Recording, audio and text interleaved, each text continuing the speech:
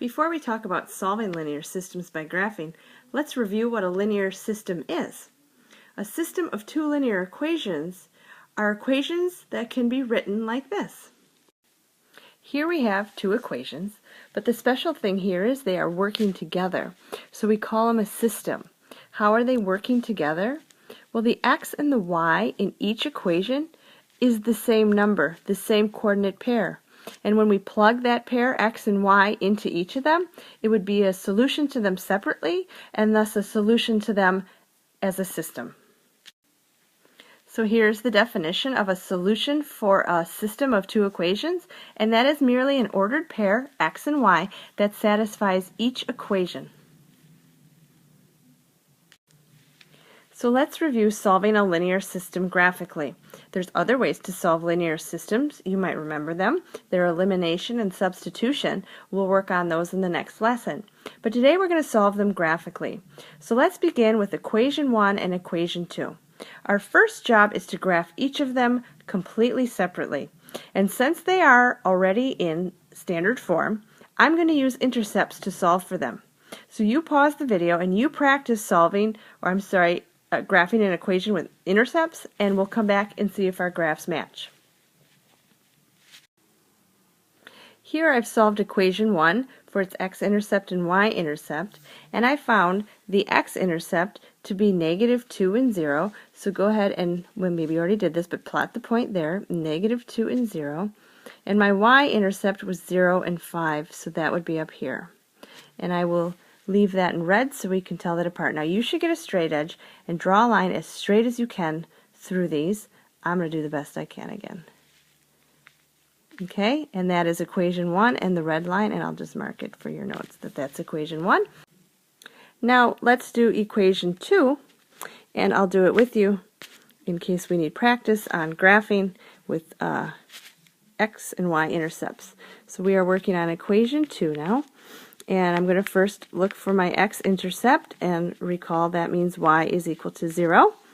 And so we would have 2x minus 4 times 0 after it's substituted in equals 12. 2x then equals 12, and you can see that x equals 6. But remember, it needs to be a coordinate pair, so that'll be 6, 0. Our y-intercept means that our x value equals 0, or we're substituting it in. So 2 times 0 minus 4y equals 12, and negative 4y equals 12. And finally we divide and get a -3, and write that properly as a coordinate pair, 0, -3. So graph those on your coordinate plane. So our first x-intercept is at 6, 0. Our next intercept, y-intercept, is at 0, -3. And grab your straight edge and make a line as best you can through those 2 points.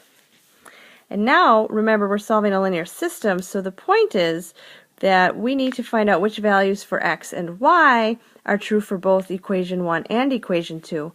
And that always takes place, or your solution when you're graphing is always at the intersection of your 2 lines for each equation. And so my intersection is somewhere around here. Now, I didn't have a straight edge and I didn't draw perfectly, so the best I can do is estimate where my lines intersect, and I'm going to say that that is at the coordinate pair -4 and -5. And yours probably is a better drawing than mine, but that is the downfall of using graphing to solve a system, is that you might have some inaccuracies depending on how well you are drawing your lines, and make sure you're using a straight edge.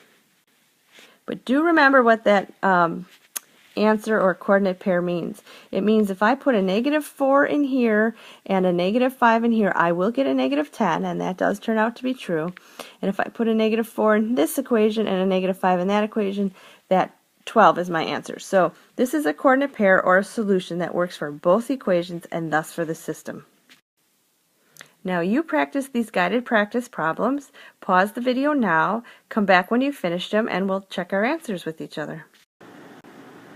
Alright, here are your solutions for guided practice 1 through 3. And remember, your answers might be different than mine because we are using graphs and lines can be inaccurate for finding the intersections. But the important thing I'm looking for is your process. So I'm looking that you could take equation 1 and graph it, that you took equation 2 and you graphed it, and that you knew the solution lied at the intersection. And these numbers might be off. In fact, when I checked the book, they're pretty off. According to the book, this answer should have been -2 and 1, so if you had that, you were right on. This one here should have been -5 and -2 would have been the most accurate graph. And here, that one I did, but it erased, but that was the answer of 0 and -8.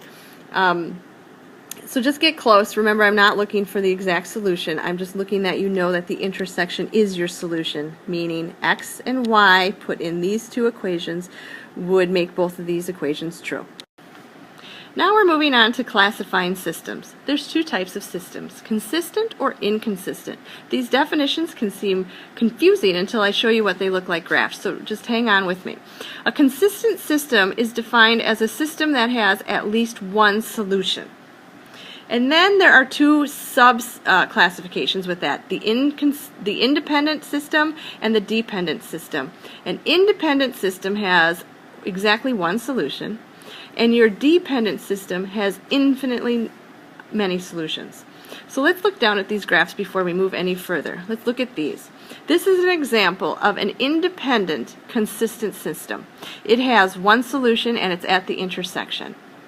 This example here is a consistent dependent solution, meaning you have infinitely many solutions. And what's happening here is you only see one line because the two equations of the system that graphed to be this line are lying right on top of each other. So all of the coordinate pairs are laying over each other, so you have infinitely the same number of solutions.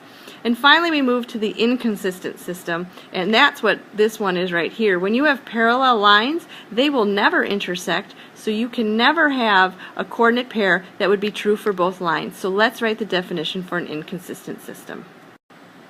And here's the definition for that. So again, remember down here to look at what the graphs look like, and then it makes a lot more sense.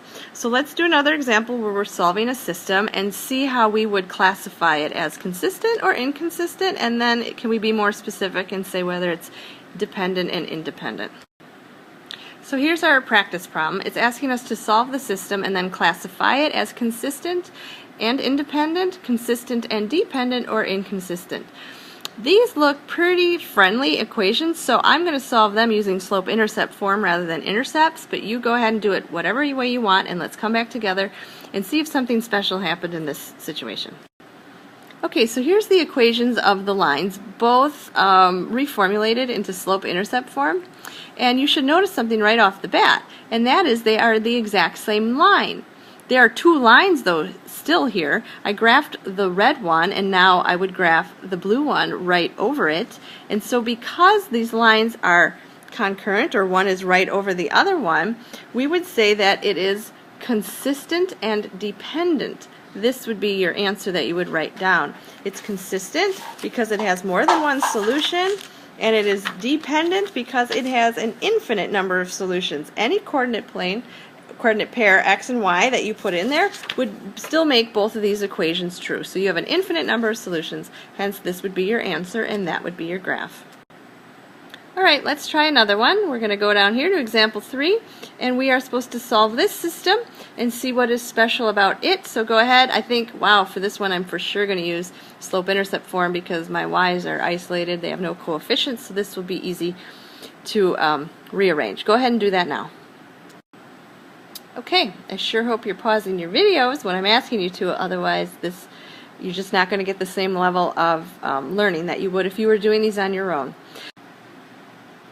Our first equation is y equals 4x plus 5. So go ahead and put those points in. 5 is your y-intercept, and then go up 4 and over 1, and draw that in with your ruler. The next one is going up 2 for your y-intercept, and then up 4 and over 1 again. That should ring a bell to you. And it's hard to see on this, and I don't have a ruler, so I am worried about it. But if you graphed these, they should be parallel lines. I did not do that well, but I trust that you will. Okay, that's really bad. But the more important part is that you see that you have the same slope. And whenever you have the same slope, that means you have parallel lines. And when you have parallel lines, that means you will never have an intersection of these two equations, and therefore we would call this an inconsistent system for its classification. Alright, we are going to skip right to the guided practice down here, and I want you to work on these 3 problems. Make sure you are answering the questions that's being asked of you, and that is, are they consistent and dependent, consistent and independent, or inconsistent? So graph them and pause the video now and come back and check your answers. Alright, so hopefully you've had time to do number 4 and realize that these 2 lines give you the same equation. And so you would classify number 4 as consistent and dependent.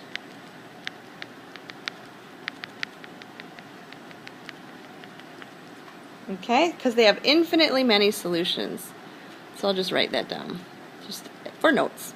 Number 5 should have no solution, and that is because they are parallel lines, and so when you have no solution, you are inconsistent, and make sure you're using those vocabulary words. And finally, number 6, well, these 2 lines intersect, and you should have had them intersecting about at -1 and 3. And so because they have 1 point of intersection, they are consistent and independent.